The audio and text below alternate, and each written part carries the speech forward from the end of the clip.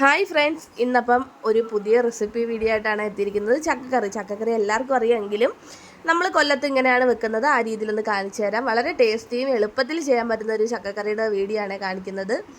ഇനി അത് എങ്ങനെയാണ് തയ്യാറാക്കുന്നതെന്ന് നോക്കാം. ആദ്യം തന്നെ നമ്മൾ ചക്കയുടെ ചുളയും കുരുവും വേർതിരിച്ച് നന്നായിട്ട് വൃത്തിയാക്കി എടുക്കണം. ഈ ചക്ക വൃത്തിയാക്കുമ്പോൾ നമ്മൾ ഏറ്റവും കൂടുതൽ വൃത്തിയാക്കുന്ന വായിലോട്ടാണ് പോകുന്നത്.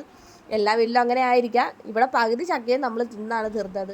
ചക്ക ഇവിടെ എല്ലാവർക്കും ഭയങ്കര ഇഷ്ടമാണ്. അതുകൊണ്ട് പകുതി പച്ചയ്ക്ക് തന്നെ തിന്ന് ബാക്കി നമ്മൾ കറക്കി എടുത്തിട്ടുണ്ട്. അപ്പോൾ എല്ലാം നമ്മൾ കുരുവൊക്കെ നല്ലപോലെ ചുരണ്ടി വൃത്തിയാക്കി എടുക്കാം.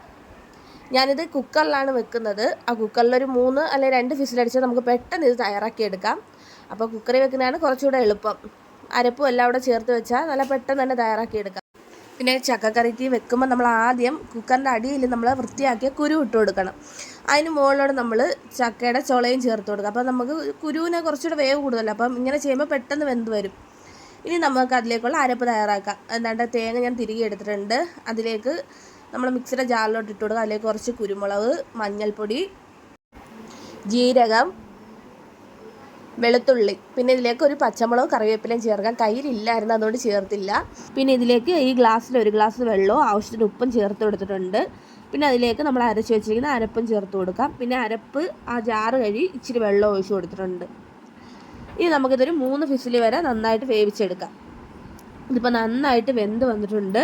നമുക്കിത് നന്നായിട്ട് അങ്ങ് ഉടച്ചെടുക്കാം. നല്ലോണം ഉടച്ചെടുത്താലേ ആ ചക്കയും കുരുവും കൂടെ മിക്സായി വരുത്തോളൂ.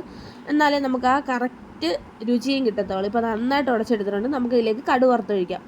സാധാ കടുക് വറുത്തൊഴിക്കുന്നുണ്ടെങ്കിൽ കടുക്, കൊച്ചുള്ളി, കറിവേപ്പില ഇത് ഇത്രയും കൂടെ ചേർത്ത് നന്നായിട്ട് കടുക് വറുത്തൊഴിച്ച് കൊടുത്തിട്ടുണ്ട്. അപ്പോൾ വളരെ ടേസ്റ്റി ആയിട്ടുള്ള ചക്കക്കറി ഇവിടെ റെഡി ആയിട്ടുണ്ട്. നിങ്ങൾക്കൊക്കെ ഈ വീഡിയോ ഇഷ്ടമായെങ്കിൽ ഒന്ന് ലൈക്ക് ചെയ്യാനും ഷെയർ ചെയ്യാനും സബ്സ്ക്രൈബ് ചെയ്യാനും മറക്കല്ലേ. അപ്പോൾ മറ്റൊരു വീഡിയോ ആയിട്ട് വരുന്നതായിരിക്കും. Thank you.